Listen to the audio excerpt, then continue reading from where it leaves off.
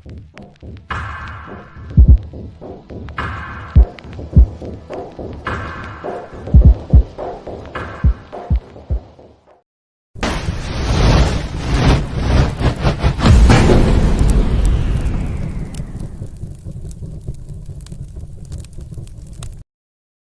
to the Typical Skeptic Podcast, where we dive deep, you decide.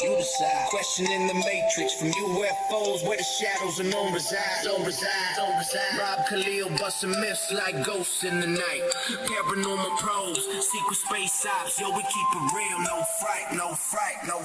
Typical skeptical, seeking, never sleeping on the lies. Aliens, Anunnaki, black ops in disguise. From abductions to ancient scripts, we flip the script wide. TSP style, mile after mile, truth can't hide. Hold up, TSP crew assemble, we dismantle the fable. My lab's targeted souls breaking out of the stable. Dogman howling, Bigfoot prowling, cryptids in the mist. Mandela the fifth twist in reality, can't resist the twist. Soul trap snapping, reincarnation mapping, holographic dreams. Near-death visions, out-of-body missions, waking up the teams. No censorship here, we fear no elite scheme. Conspiracy kings ringing bells, hear the freedom ring. The skeptical seeking, never sleeping on the lies. Extraterrestrials. Welcome to Typical Skeptic Podcast. Be sure to like, subscribe, and turn on notifications.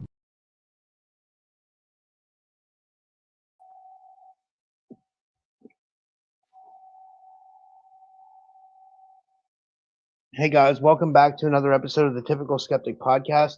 I'm really excited about my guest tonight. Tonight we have with us Chad Granoski. I believe I pronounced his name right. He might have to correct me, but we're going to be talking a lot about, like, Chad is a lifelong UFO experience. I'm going to read his bio in a second, but his family and him encountered. Let me just read this. I wrote tonight at 9 p.m. Eastern on the Typical Skeptic Podcast.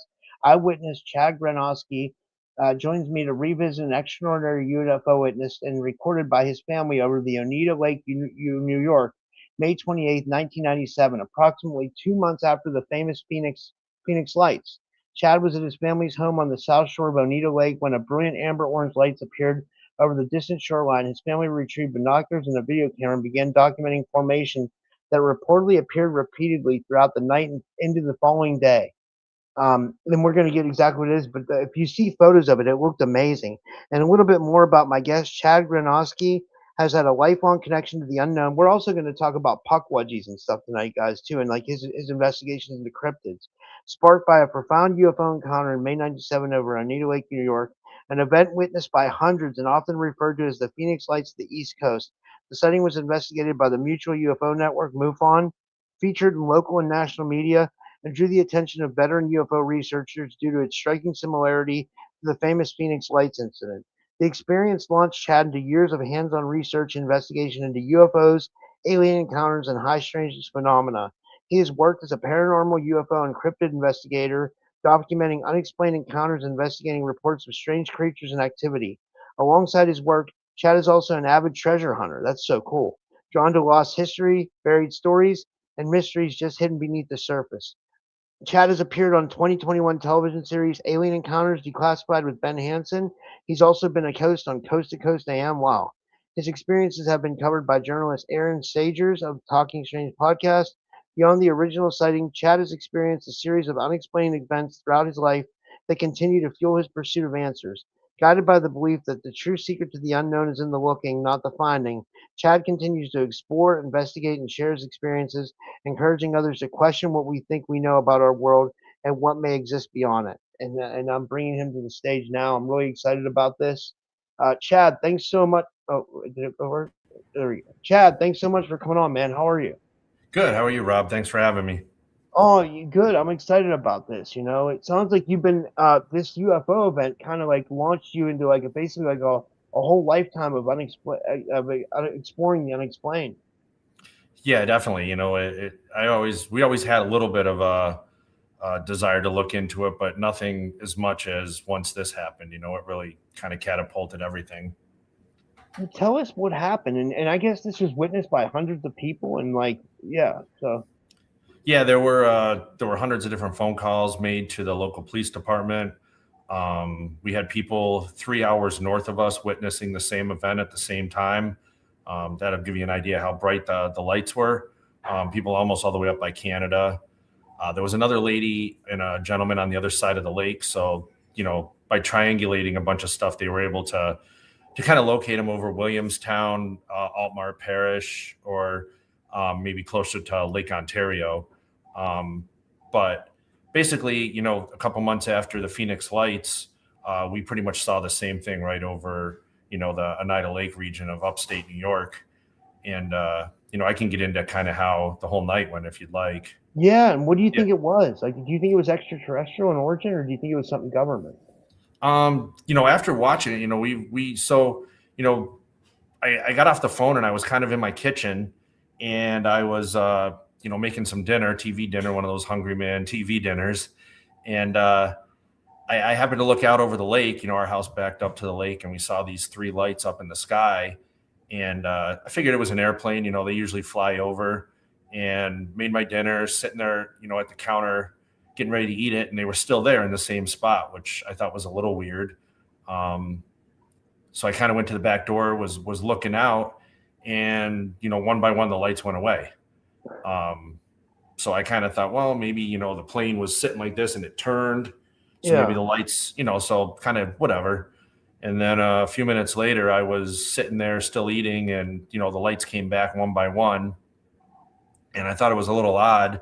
So I ended up going over and asking my dad to come look at it. And as he looked at it, there was another one up above it, and they kind of joined down and formed a triangle in the sky. And then one by one, they disappeared again. And it kind of went on and off for maybe 5-10 minutes. And, each time lasting, 2-3 minutes. So my dad finally told my mom to, grab the video camera. And that's when we started recording. And, lo and behold, we ended up with 3 hours of footage. And, once we started to roll the camera, we ended up with, formations of 3, 4 triangles, squares. At one point, there were 12 lights in the sky, and it actually lit up the whole lake. And at that point, we ended up calling 911 just to, make a report with what the heck are we seeing? And 911, the lady was like, we've had 100, probably around 100 calls tonight about this.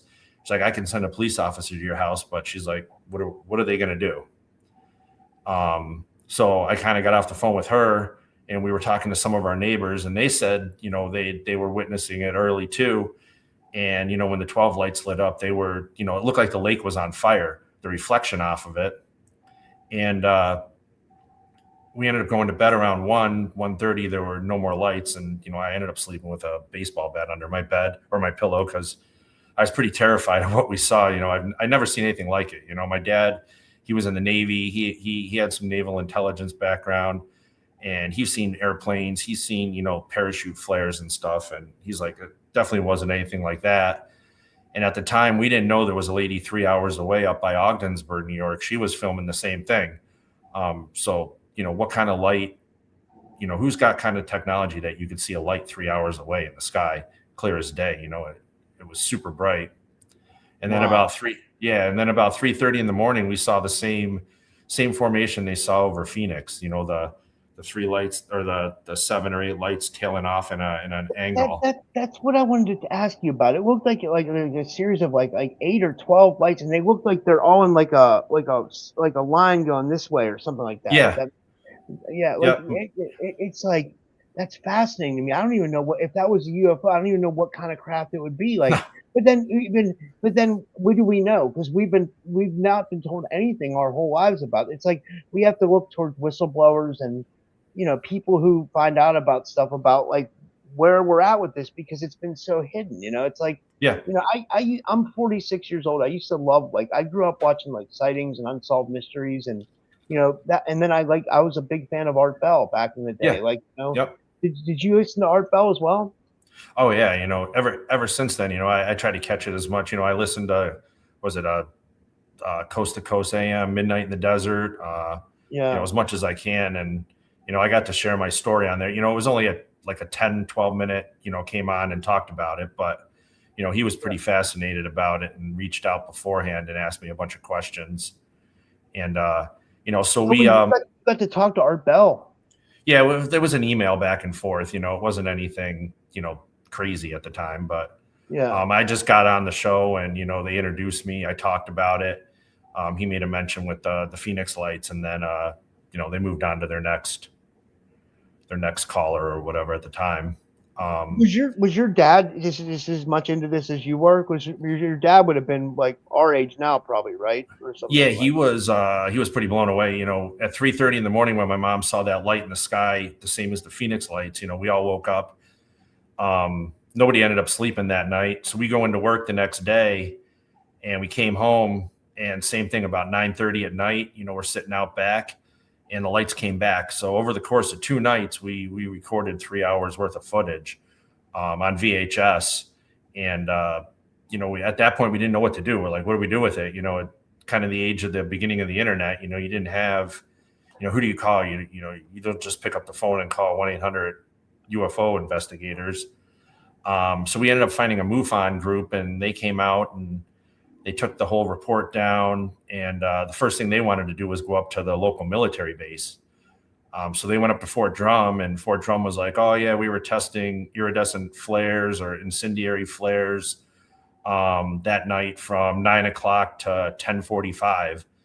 And they wrote it down on paper, gave it to the guys, and they were like, well, we've got reports and videotape from 9:30 to 3:30. And then the next night from about 9:30 till about midnight. And apparently at that point, they got pretty agitated, and military police came in and escorted them off the base and told them it was flares. And that's a story you're going to stick to.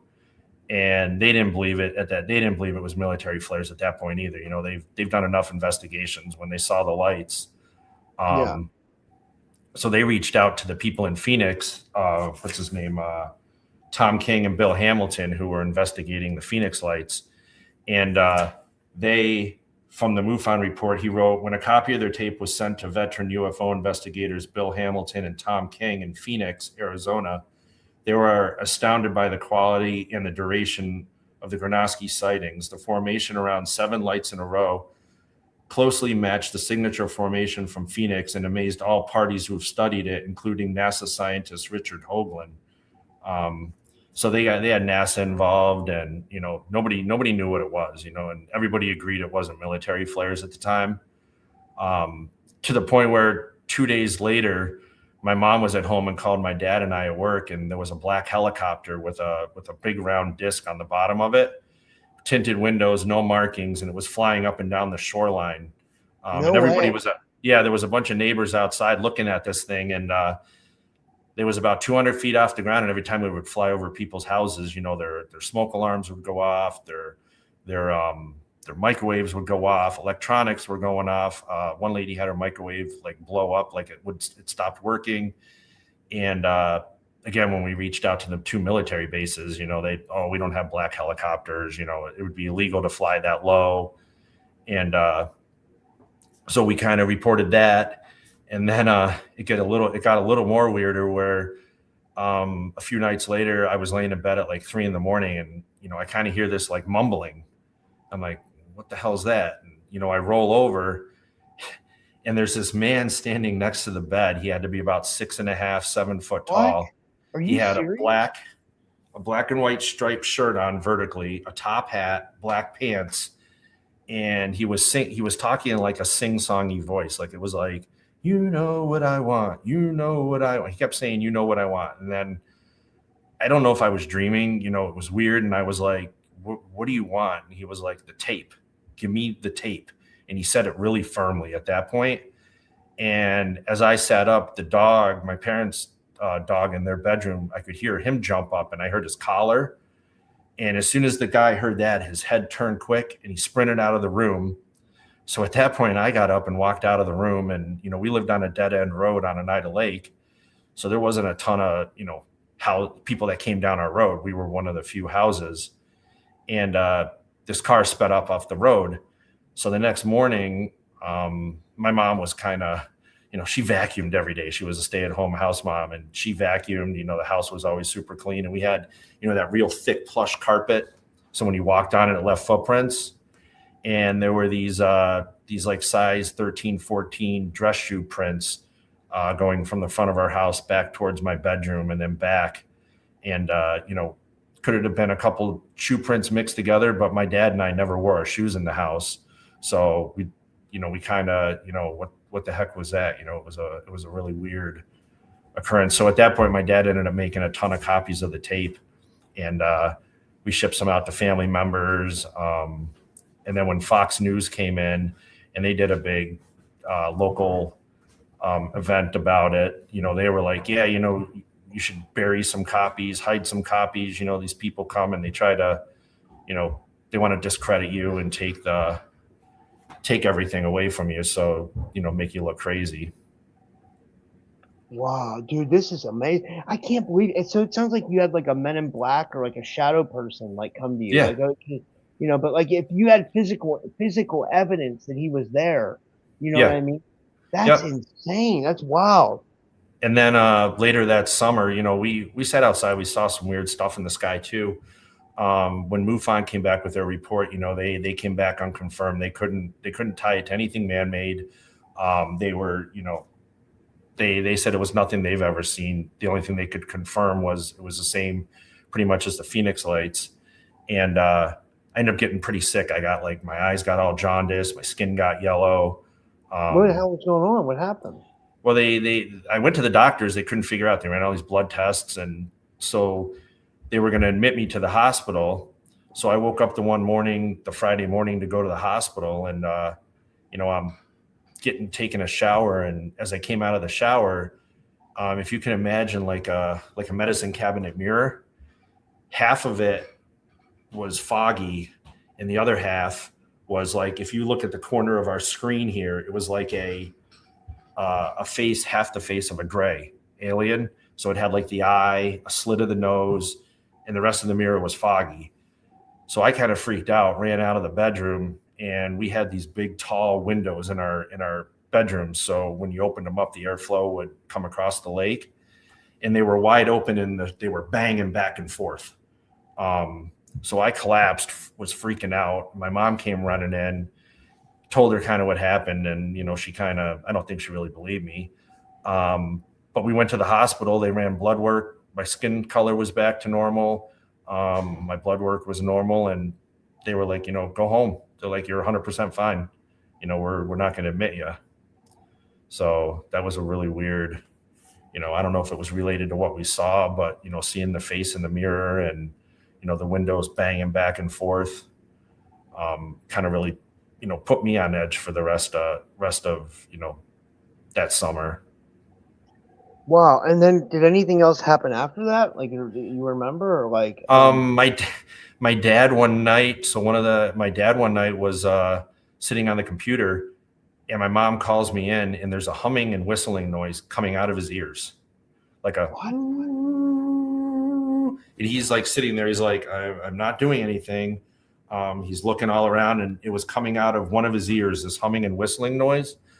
And it happened twice. It happened over the course of a week, about 2 times. Once in the middle of the night, woke him up out of a dead sleep. My mom called me into the bedroom. I go running in. Same thing, he's kind of vibrating, but this humming noise was coming out of his ears, this whistling. He ended up getting, I ended up driving that summer.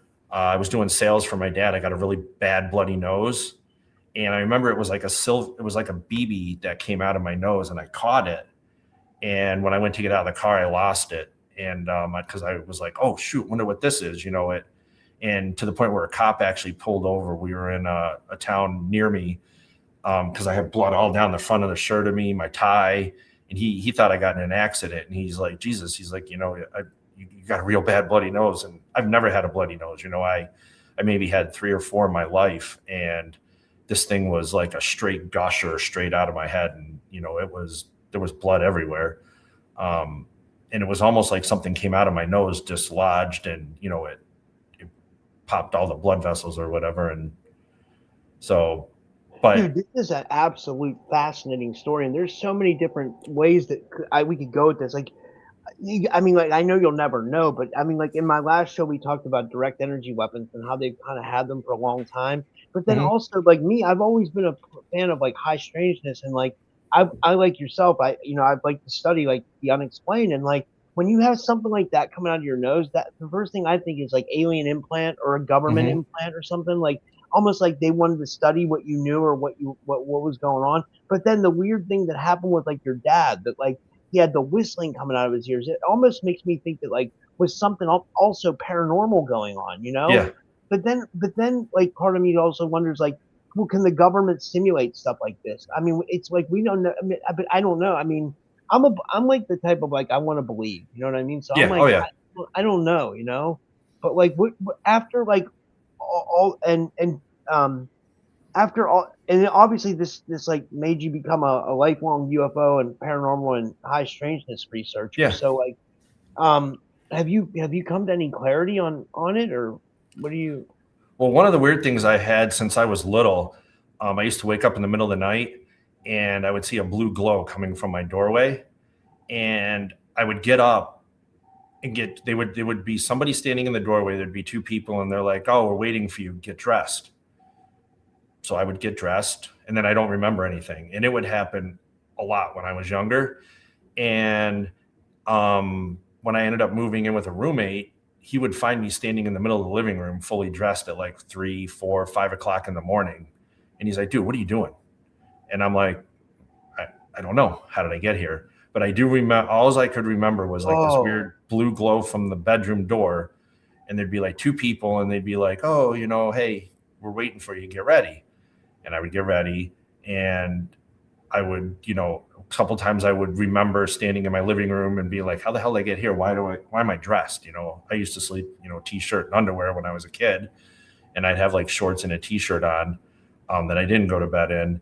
And then when my roommate found me a couple times, he was pretty weirded out. He's like, "Dude," he's like, "Do you sleepwalk?" And I'm like, "No, I've never have." So I told him about it. And when we got married, we were living in our first house together, one of the first nights there.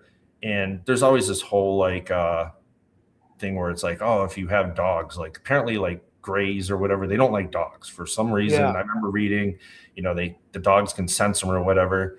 So we were in our first house and that we bought after we got married. And our dog stood up on the end of the bed and his hair goes up on his back. And he just starts growling and howling at the bedroom door. Like I've never seen him ever. And even to the day he passed away, he never did that again. So my wife was like, "Is there somebody in the house?" So I got up and grabbed the shotgun. We cleared the house. Nobody in the house.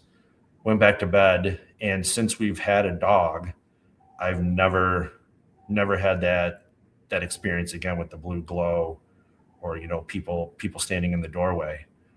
Dude, you want to hear something weird about a blue glow? Now, I don't know if I don't have any memories of being taken or anything, but like one night here, and I have the video. I'll actually send it to you. I'll put it in our chat, and I'd love to see. Oh yeah.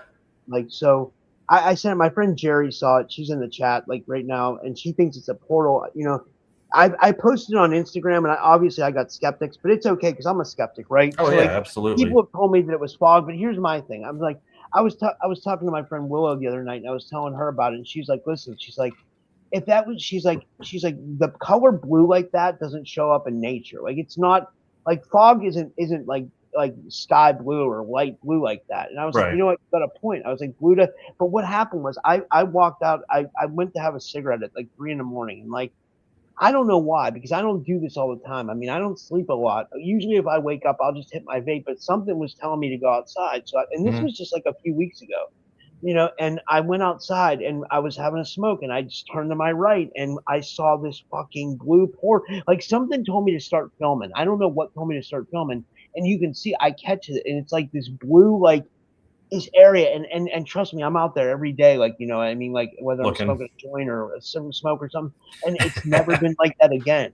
You know what I mean? So I don't know what was going on, but I've witnessed all kinds of other weird shit going on around here too. So, yeah, I don't know. Like, who knows what, you know, what it is. I've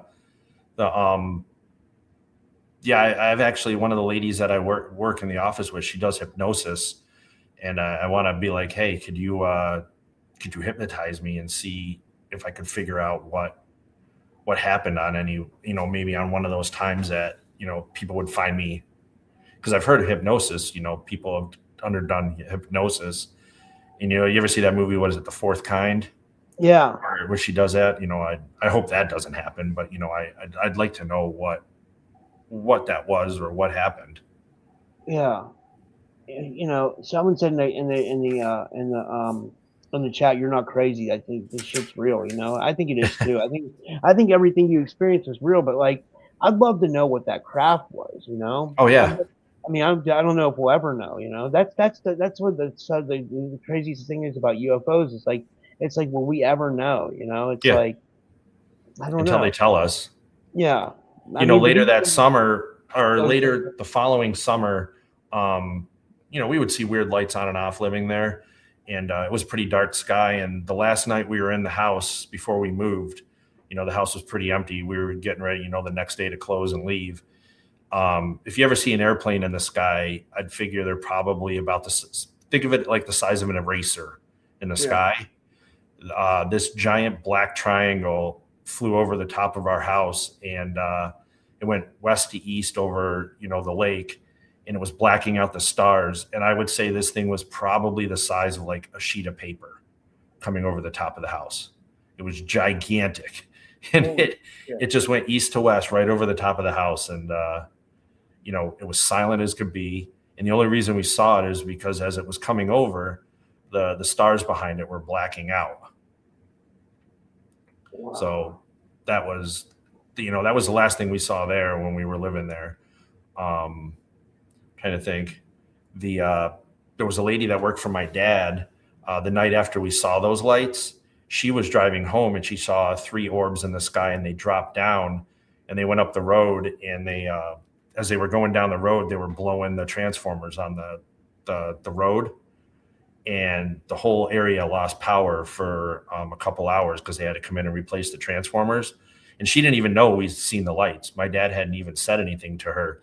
He actually came into work and wasn't going to, owning a business at that time. He didn't want to be considered, kind of crazy and lose business. And that's another reason I think it kind of didn't get the publicity it, hopefully it should have, and the other reason, living over upstate New York versus Phoenix, Arizona, you got a giant city with millions of people, and, you got little upstate New York with 100 people seeing it.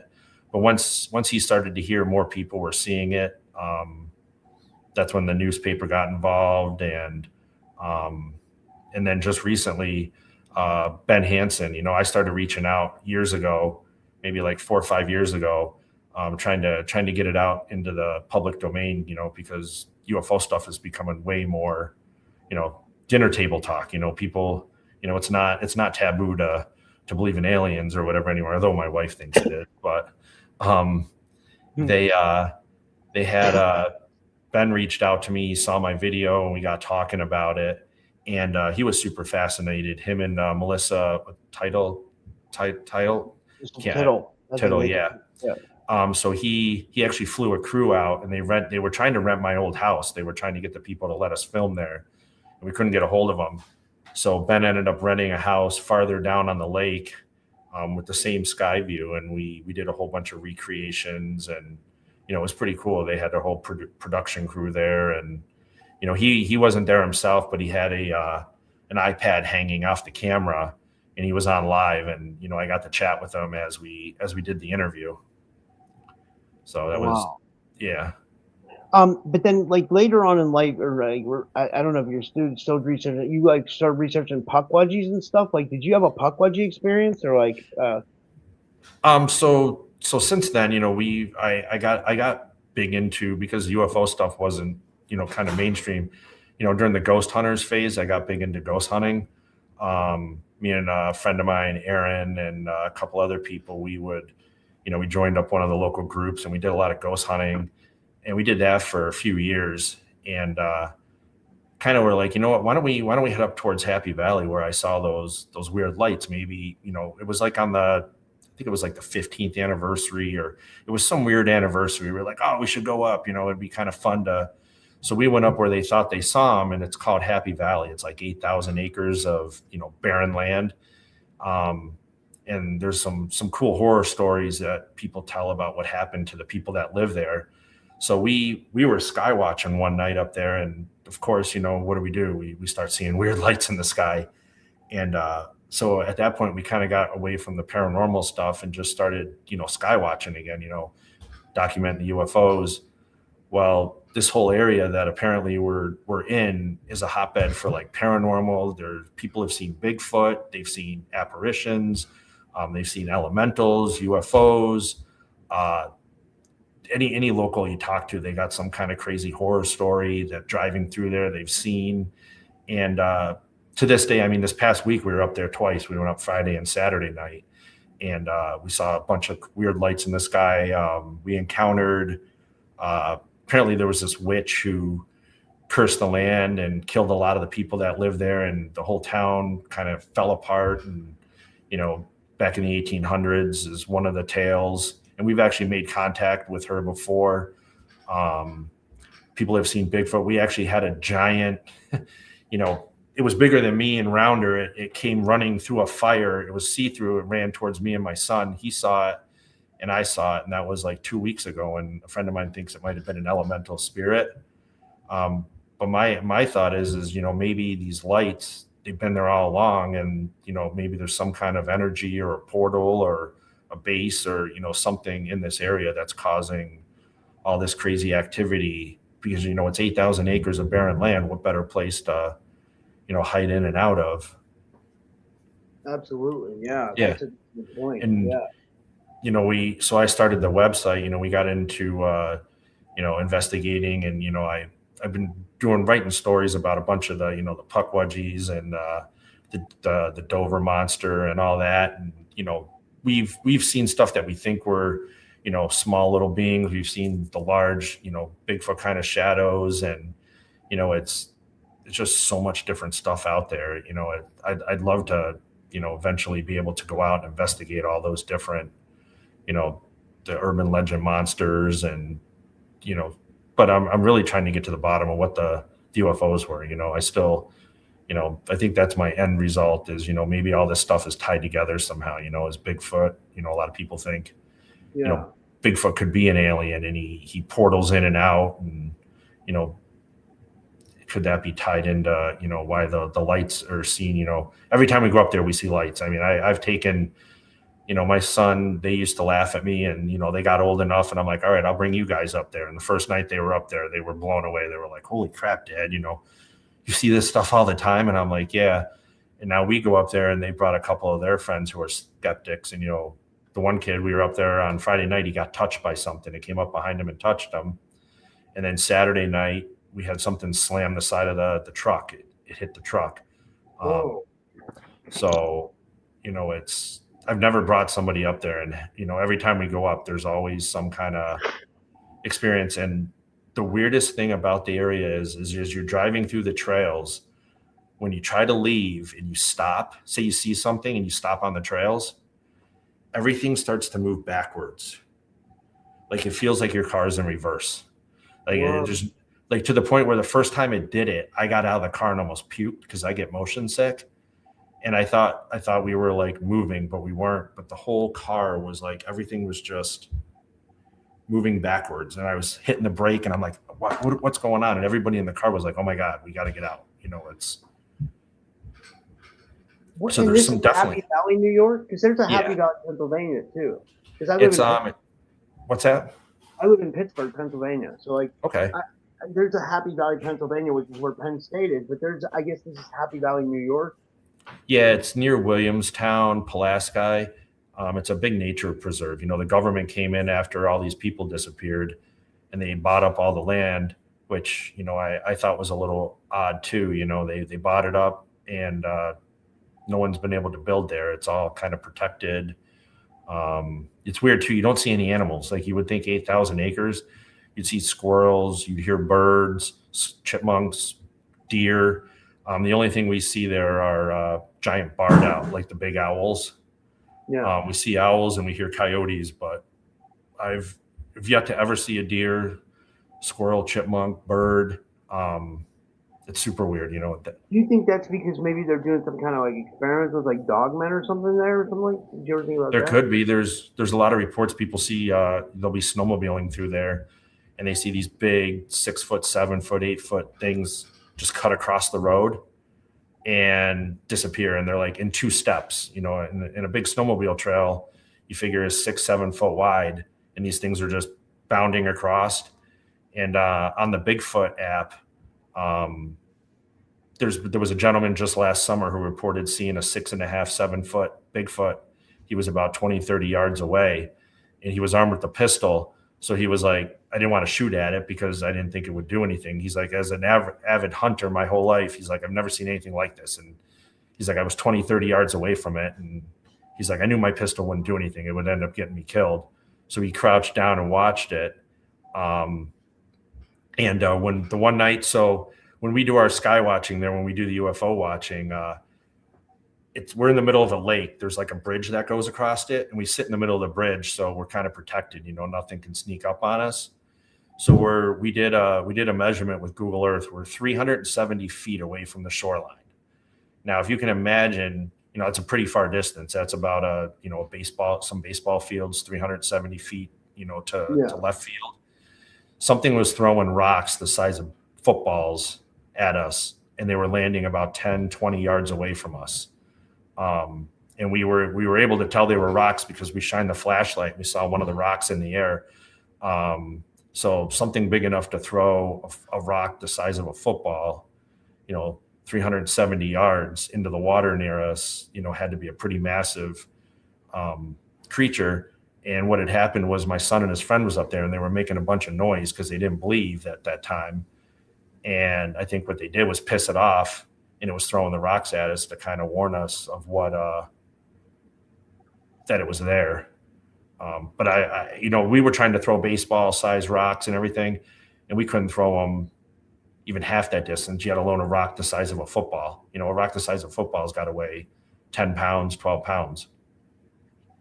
Holy shit! Yeah, what could heave that kind of power? You know what I mean? Yeah. Oh yeah. You have to generate some power to. And it's like someone throwing what do they call them things in the Olympics? Where they swing around and shot put or something. Yeah. Yeah, shot. Yeah, that's like someone. And they're not even throwing them that far. Yeah, I know. That's insane. Like, man, this is fascinating. So, have you ever met anybody who's encountered a pukwudgie or has any experiences with them? I've talked to Ronnie LeBlanc. He's on Expedition Bigfoot. I've chatted with him on Facebook and Messenger a little bit, and been on some chats with him. And he's investigated them a lot, and that kind of turned me on to I want to get out towards Boston, Massachusetts to check them out. There's a ton of stories about them. Everybody encounters these things somehow, as they're driving around. We've seen small things moving throughout the woods up there, but they're always just right out the side of your eye. You look and they move too quick. It's like you can't get a good beat on what they are. It could it be them in there too? There could be, if these things are, cryptid, or if they're, alien based, or, if they're not of this planet, who knows what kind of, technology they can use to move in and out of, space and areas, and, what they use to traverse, their locations. People have seen like Bigfoot all over the place now. Is it the same group? Is it different ones? People have seen Loch Ness in Scotland, and then people see them in lakes in our areas, so, it's, what the heck causes all this? It's, one of the. I'm sorry, it was real quick. You guys, if you have a question for Chad, put it in the chat and we'll get to your question. Sorry, go ahead. What were you going to say? Oh, no, I was going to say, one of my biggest theories is, with the lights is, they're tied to all these cryptids. They bring up, we used to sit and talk. It's kind of like maybe we're a prison planet, and these things bring stuff and drop them off on our planet, and we end up with all these weird cryptid, like the chupacabra and, all this stuff. But, back to the lights that I saw, people have asked me, do you think it was one giant craft? Do you think it was a bunch of little crafts? Do you think, it was just, a sign that they were, projecting into the atmosphere for us to see? Or do you think it was flares? And, my reason to not think it's flares is, if the military is going to test something like that over a giant location and it's public, why would you not come out and tell people, hey, we're going to be, our A-10s are going to be in the air. We're dropping military flares. Don't be alarmed. What do they think was going to happen? If these are flares, you're going to cause a chaos. People are going to freak out. You never see anything like that. So the whole. That makes perfect sense, right? Like, why would the military just do something out in the? They knew people were. If that was the military, they knew people were going to see it. It was going to cause a stink. So, like, why would they even do something like that? That's a really good point. Yeah, I would think they would come out and say, hey, if you're outside on these dates, we're going to be doing maneuvers. So when they came out with the time frame and gave it to the MUFON investigators, and MUFON was like, no, we've got 2 nights and we've got multiple hours that don't coincide. They said that the investigator that they were talking to got pretty agitated, and he motioned for the 2 MPs to escort the MUFON investigators off the base. And they knew at that point they caught him. They caught him in a lie. And then like a few days later, they released a statement that said, oh, we were testing flares from 10 to 3:30, and it was too late. They already had the original paperwork that showed from 9:30 to like 10:45. So they were just trying to cover up whatever the hell it was. We had, back, and then when people ask me, do you think they were flares, think lights? I think some of them might have been one giant craft. The big one that they kind of saw in Phoenix, the one that we saw at like 3 a.m, I thought looked like, a big craft. It kind of blacked out some of the light behind it too, the parts of it. And some of the other ones, when there was like 12 lights in the sky and you could see some of them move into each other, I think may have been something launching them, something maybe they were returning, maybe they're testing something, these light things or the UFOs. But it looked almost like a mothership releasing these lights into the sky, and then they were returning back into, whatever vehicle they were coming out of. And then the big one at the end that we saw was kind of maybe like that ship leaving the area, as those 7 lights lit up across the sky, same thing as Phoenix. Because a lot of people in Phoenix believe that it was one big craft. Yeah, it seemed to be, right? I've listened to a lot of shows on the Phoenix Lights and stuff. I've never seen them, but I mean, it's, I wonder why we don't get big sightings like this anymore, Like, it's weird. It's almost like it was like the alien abductions too, Like, we would hear about this for years. We heard about this back in the 90s and stuff, and now it's like it's not as much anymore, Yeah. And I don't know what it is, It's like. Well, I feel like the 90s and the early 2000s were the last great, frontier of people going outside and, camping, and, you didn't have cell phones. And now, this is what everybody does. I know, right? Instead of, if they put their phones down and, they looked up, every once in a while, we'd probably see more stuff, but everybody's stuck, looking at their phones all day, and I think a lot of these sightings, are because people are so stuck in electronics. They're not outside. They're not, and if they are outside, they're taking photos, or they're reading news or Skype or whatever the heck they're, Snapchat, or, and then the 90s and the early 2000s, we had little flip phones that barely called each other. So, people were still outside, taking stuff. And then the interesting part was, I had a lot of skeptics at first that were like, oh, this is AI. These are CGI. And it's kind of funny because in 97, especially with VHS, there wasn't CGI, there wasn't AI. So it's always interesting to throw that back at the skeptics. They're like, oh, this was CGI. And it's like, well, fortunately in the late 90s, CGI was so early in development, and being VHS, Ben actually paid to have my VHS tapes all digitized onto a hard drive for me. So, because they were starting to degrade the VHS. And what happened was I brought them home the one night, and every time I talk about this stuff, or, we do a show or whatever, there's always some weird crap happens afterwards. And Ben, we had finished filming the show. He gave me the USB drive to bring home, and so I put it in a sock and I stuck it in my sock drawer, and I hid it in the back of the drawer. I'm like, all right, I'll just stash it back there for now. And I came home from work and I went to change, and when I opened up my sock drawer, it was out and laying right on top of my socks, like somebody, like somebody was like sending a message like, hey, we know you talked, we know you're still, we're still here, we're still watching. And I reached out to Ben, and Ben was like, oh my God, he's like, do you have cameras in your house? Do you have cameras outside? And we don't have cameras in our house. We don't have anything that would have captured anything. And he's like, well, could your kids, could your wife or somebody? I'm like, nobody knew that was back there.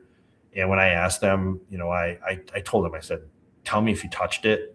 And my kids would have no reason to go in that drawer. Nobody knew it was back there. My wife didn't go in there. That was already, the socks were put away. And she's like, I wouldn't have taken it out anyway. But yeah, it was, somebody had went in, I had it in a pill container too.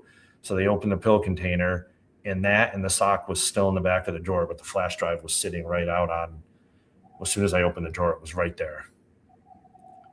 Oh, shit. This just gets weirder and weirder. It's like your life's been your life's been full of high strangeness. Oh yeah. Yep.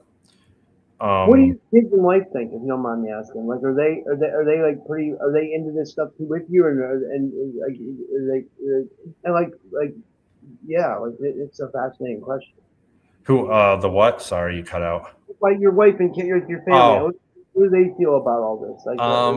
So my wife just she's like, don't bring it up, whenever we meet new people and we're hanging out. She's like, trust me, like when I try to go, if I try to go on a dating thing or whatever with like a normal chick, that you can't tell, I can't tell them what I do. You know what I mean? I have to date women in the paranormal and UFO stuff because they're the only women that understand anything about what, I'm doing, other people look at me like I'm crazy. Yeah, whenever we hang out with some new people or whatever, she's always like, no comic book talk, no UFOs and ghost talk. And then it's funny is we somehow always get on that talk, and everybody we talk to is interested in it. People are like, oh, I've seen something when I was younger, we've seen ghosts or we've seen lights, but she always kind of finds it a little, I don't know if she believes or whatever, but I don't think she's big into it. My two boys, they love it. I bring them up to Happy Valley now. And, they used to be skeptics. I'd come home and they're like, oh, Dad saw some weird lights in the sky. Oh, you're going ghost hunting with your friends, Dad? What are you going to? And now that they've experienced it, they're 100% on board. They're always like, Dad, we going up to Happy Valley this weekend? We going to go investigate? And then my daughter, I wouldn't bring her up. She's too young now, but she likes to watch the Paranormal Caught on Camera and, some of the shows. One of my best friends, he lives a couple houses down, and my friend Aaron, him and I, we've been doing this stuff for, as far back as we were friends, and the early 2000s. And, we're always trying to find new stuff and try to debunk everything, because the first thing I want to do is debunk everything. We saw some weird lights in the sky the other night, and he was pretty sure it was part of Starlink. He was able to figure that out. So it was kind of disappointing, but, I'd rather know what it is than, teeter on the side of skepticism. No. But, it's nice having friends that, don't laugh at you too when you talk about the stuff, or family. It's, my parents both believe. My mom saw some weird orbs when she was little. They were on a playground and they were flying around the swing sets. My dad, he was when he was younger, him and my mom were just married. He had a real bad fever, and he woke up one night and he was laying on the bathroom floor. And my mom went in there, and he's like, do you see him outside? And my mom's like, oh, what are you talking about? And he's like, look out the window. There's all the crosses. And they lived in a wooded area. And my mom's like, I don't see anything outside. And my dad's like, there's a bunch of crosses outside. And my mom's like, I think you're having a fever. Let me go get you something to drink. And she started to leave the bathroom, and he grabbed her and he goes, no, that's what they want you to do. And my mom was like, I froze. She's like, I ran in and jumped up on the bed and pulled the covers over me. She's like, I was terrified. She's like, I left your dad laying on the floor. She's like, I didn't even care at that point. She's like, when he said that's what they want you to do, she was like, I'm jumping on the bed. Wow. So, my family, they've had some weird experiences, but it seems like, the more people you talk to, the more times you talk to stuff, Rodney, my friend Rodney, I think he reached out to you. Rodney Lundgren. He's been instrumental in helping me get on a bunch of shows and reaching out to people he knows. And, I got to thank him. I believe Rodney's a real deal experiencer too. He's had some really interesting experiences. He's definitely had some high strangeness from what I remember. Yeah. Him and I had a couple of conversations. He lives, at one point he was living, I think he was like half hour away from me. He's a little bit farther now, I think maybe 40 minutes, but we've been talking about getting together and doing some sky watching before winter comes. And, just pick each other's brains and see, I see him post a ton of stuff about his experiences. And I think he's had some, a lot of skepticism in his family, which has kind of pushed him away from it. But, I think more people need to open up to it. The government, I think, trying to release stuff, slowly. I feel like they've been releasing all those files, but I got kind of excited when they were going to do it. And then, you read them and it's like the same crap we've been pushed on for the last, 20 years. We already know everything. Like, give us the good stuff. I feel like experiencers have way better footage than anything the government's putting out. Oh yeah. Like, it's like it actually blows it away. Like the government's putting out these little blips on the screens. It's like, I don't know. I've given up.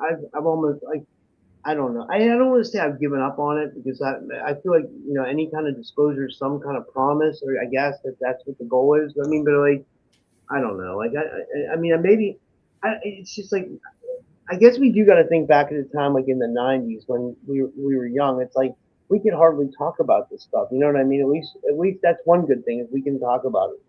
Yeah. It's like, people don't get ridiculed and stuff. Well, I think if the government came out and said, oh, by the way, everything's true, we've been visited by aliens. Roosevelt met with them on the runway, and John Goodman, I think it was John Goodman from Honeymooners, went to the thing and saw him. All these people, all these, stories are real.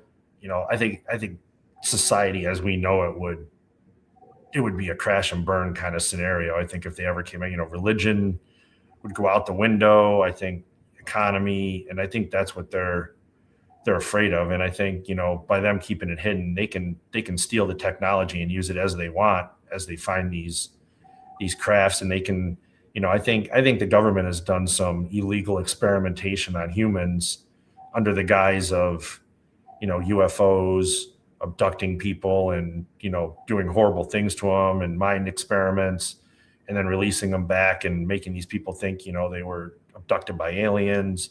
I've dealt with MUFON a couple times, and, I'm done dealing with them. At one point I wanted to be a MUFON investigator, and then, to help other people out. And, the couple times I've dealt with MUFON and talked to people, I think MUFON's part of the cover up. I think they're, I'll probably end up on a watch list for saying that, but that's what somebody just had a question. This girl Pierce at Pierce 11883. She says, I have a question. Do you feel like you're on a list? Yeah. You say stuff like that, you wonder if you end up on a list. When we saw some lights last October, and I made a MUFON report, and the guy called me up, and I think he thought I was an idiot. He's like, oh, I did some research, and it was man-made what you saw. It was nothing, nothing UFO. And I'm like, dude, we've seen, I have people that have been investigating this stuff for 15, 20 years, and then some fresh eyes, people that have never seen this stuff. my two kids were with me, and, we were all astounded by it. It wasn't like any kind of lights you would see, any planes you would see in the sky. It looked like drones and ships getting launched into the sky, and it was one after another, and they were making 90-degree turns, and, that it was amazing. And this guy's like, oh, well, I'm going to mark it as, case closed, and it was man-made. And I'm like, well, what man-made? And he wouldn't give me anything. He was just I ended up hanging up with him. And that makes me think maybe they are part of the cover up. You know why? I mean, I'm not being like rude to this person, because in case he sees this, but like, we have the name of my show is Typical Skeptic, right? But my belief is like to be always like really open-minded towards people and let them tell their story. And like, sure, I like evidence if we can have it, but I do realize we're in the paranormal and ufology where there's not a lot of evidence. It's very elusive. But like, I even have a MUFON investigator in my Pittsburgh UFO group, and he's very skeptical and like stuff. And like, it's like sometimes you have to like, I totally agree with you about that. It's like, I don't think I would deal with MUFON either.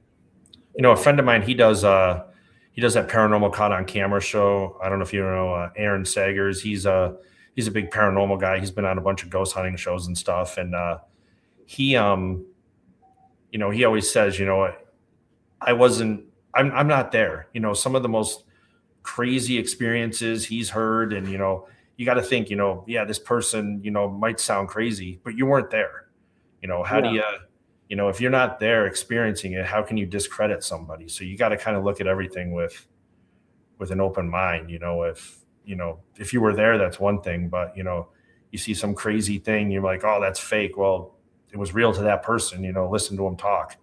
I think there's a lot of people out there. When we used to do ghost hunting, the TV show Ghost Hunters with Taps, Jason Hawes, and Britt, and those guys, Steve, we were part of them.